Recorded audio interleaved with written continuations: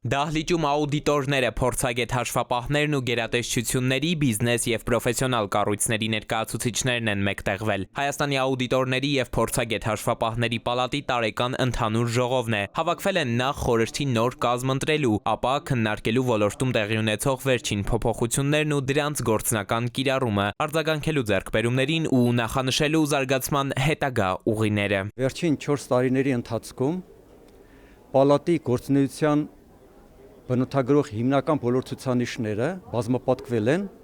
ապահովելով միջինում 7 անգամ աճ։ Արձանագրել ենք նշանակալի հաջողություններ և ձեռքբերումներ մեր մասնագիտական համայնքի գործունեության բոլոր բնագավառներում։ Աճել է Հայաստանի դերը տարածաշրջանում։ Մեր երկրում հիմա պալատը օրենքով հավատարմագրված միակ մասնագիտացված կառույցն է, որին 2020 թվականից փոխանցվել են Հայաստանում հաշվապահական հաշվառման ու աուդիտորական գործունեության ոլորտներում պետական կարգավորման մի շարք կարևոր գործառույթներ, մասնավորապես աուդիտորի կամ փորձագետ հաշվապահի որակավորումների շնորհում, շարունակական մասնագիտական զարգացման պահանջների սահմանում և վերահսկում, աուդիտորական կազմակերպությունների կողմից մատուցվող ծառայությունների որակի հսկողության և օրենքով սահմանված այլ պահանջների պահպանման արտաքին գնահատում և կարգապահական պատասխանատվության միջոցների կիրառում, մասնագիտական հանրության ռեեստրի վարում։ Մենք ձեռք ենք բերել սեփական գրասենյակ հարմարավետ, որը